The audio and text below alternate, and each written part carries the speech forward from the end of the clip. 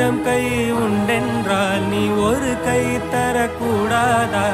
ஈராயிரம் கண் கொண்டாய் உன் ஒரு கண் என்னை பாராதா? உன்னில் சரணடைந்தேன் இனி நீ கதியே.